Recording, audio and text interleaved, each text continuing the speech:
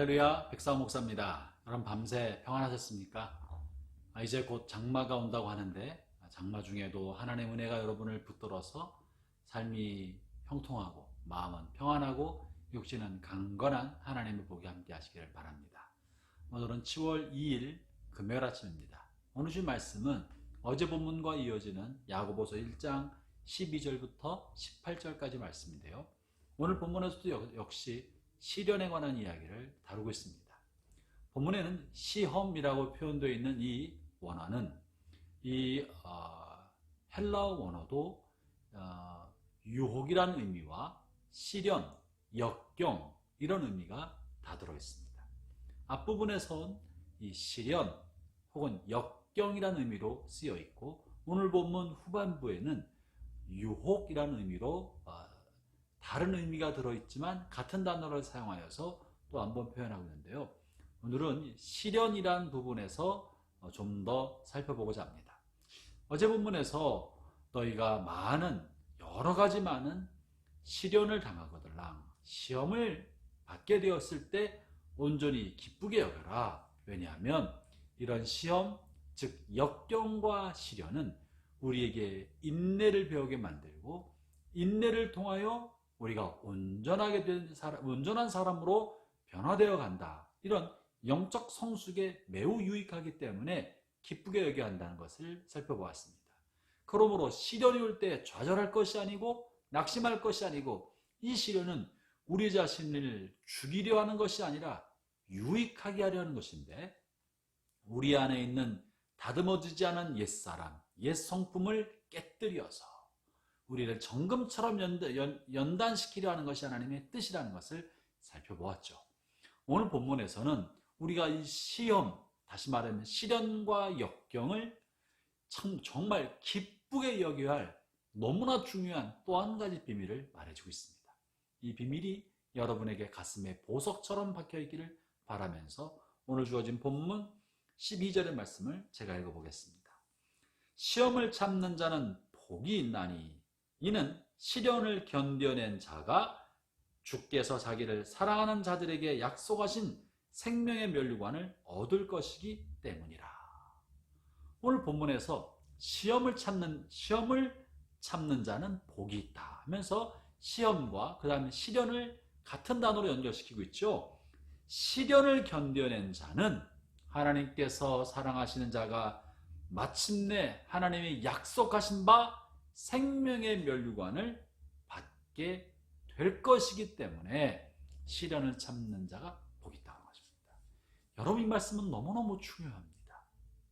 이 시련이라는 것이 믿음으로 말미암아 믿음 때문에 받는 박해만을 말하는 것이 아니라 우리의 일상의 삶에 부딪히는 많은 역경, 어려움, 건강상 어려움, 경제적인 어려움, 관계 어려움, 내 삶에 부딪히는 여러 가지 많은 죄악의 세상에서 살아가면서 부딪히는 수많은 문제와 아픔, 내가 견디기 어려운 수많은 일들이 다 시련이라고 하였습니다. 이 시련이 우리에게 사실은 별로 유익한 것처럼 보이지 않을 때가 너무나 많습니다. 왜 내 몸은 태어날 때부터 이렇게 약한 몸으로 태어나서 늘 병치레를 하고 살까?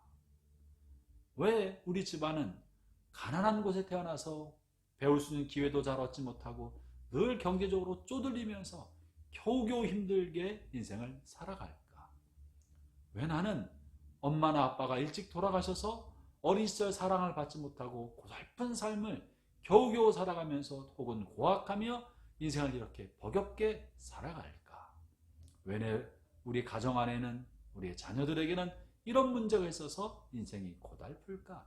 이런 모든 우리의 죄로 말미암은 것이 아니라 우리의 삶에 나도 모르는 사이에 주어진 외부 환경으로부터 주어진 수많은 역경들에 우리가 맞닥뜨리게 되었을 때 성경의 가르침은 그것을 잘 참는 것은 큰 복이 있는데 이것은 이 시련을 잘 참아내면 하나님께서 생명의 면류관을 마침내 줄 것이라고 약속하고 계신 것입니다. 여러분, 우리는 지금까지 하나님께 주시는 생명의 면류관은 뭔가 영적인 일, 전도에 관련된 일, 영혼을 살리는 일, 뭔가 이런 영적인 이런 일들을 할 때만 하나님 주시는 상급인 줄 알았습니다. 다시 말하면 무언가 영적으로 생산적인 일이나 유익한 무언가를 해내어서 결과물을 가질 때 하나님 주시는 상급인 줄 알았는데, 오늘 본문은 굉장히 중요한 이야기를 해주고 있는 거예요.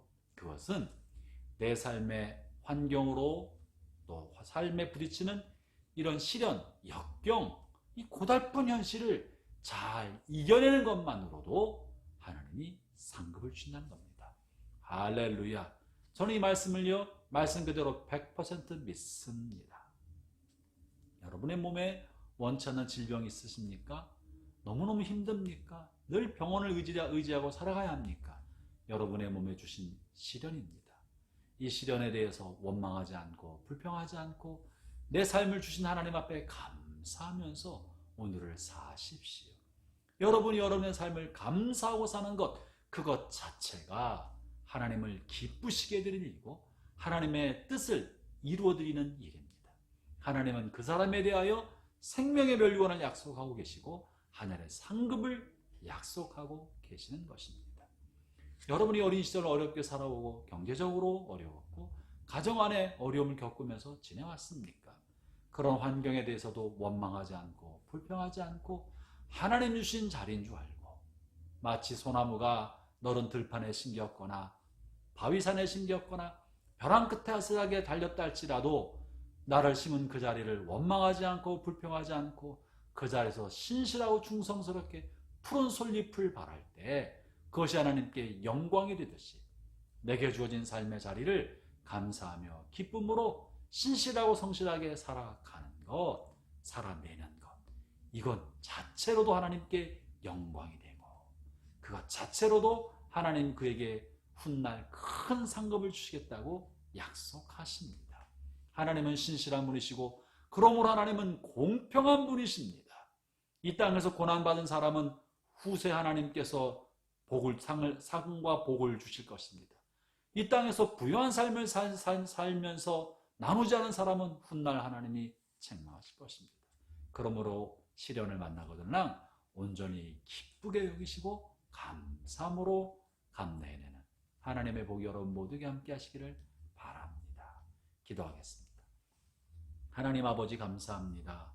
우리의 삶에 부딪히는 모든 것은 우리를 괴롭히려는 것이 아니고 하나님이 불공평해서 그런 것이 아니고 우리에게 좋은 것을 주시려는 하나님의 뜻인 줄로 믿습니다. 하나님은 신실하시고 공평하신 분이어서 마침내 훗날 하나님의 앞에 섰을 때 알게 될 줄로 믿습니다.